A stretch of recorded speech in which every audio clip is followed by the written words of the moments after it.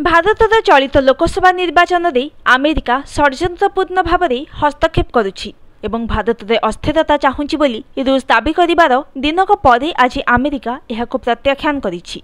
America वैदेशिक मंत्रालय मुखपात्र Matthew Miller कहिसेंति आमे भारत में हेउथुबा निर्वाचन में हस्तक्षेप करूनाहु कारण आमे विश्वर कौनसी स्थान में भी हेउथुबा निर्वाचन में हस्तक्षेप करने केबे चाहिनाहु।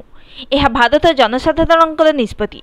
भारत निर्वाचन में हस्तक्षेप करने सहित धार्मिक स्वाधीनता उल्लंघन नहीं अमेरिका भारत विरोध में भित्तिहीन अभियोग आनिथिबा रूस वैदेशिक मंत्रालय मुखपात्र मारिया जाखारोभा अभियोग करने पर मिलर यह प्रतिक्रिया रखिछंती। गत वर्ष अमेरिका माटी रे खलिस्तानी आतंकवादी गुरपतवंत सिंह पन्नू को हत्या पई होइथिबा षड्यंत्र जड़े भारतीय गुइंदा अधिकारी संपृक्ति थिबा नै निकट में वाशिंगटन पोस्ट रे प्रकाशित एक लेखा संपर्क में जाखारोभा अमेरिकार यह अभियोग अमूलक एवं यह भारत प्रति असम्मान बोली कहिथिले। नुआदिल्ली विरोध में अमेरिका नियमित भित्तिहीन अभियोग करुछि। अमेरिका भारत समेत अनेक राष्ट्र विरोध में कौन आधार न थाई अभियोग आनिबा पछरे केवल एहार संकीर्ण स्वार्थ रहिछि बोली रूसर बयान को नहीं कूटनीति सरगरम रहिछि। Bureau report news today.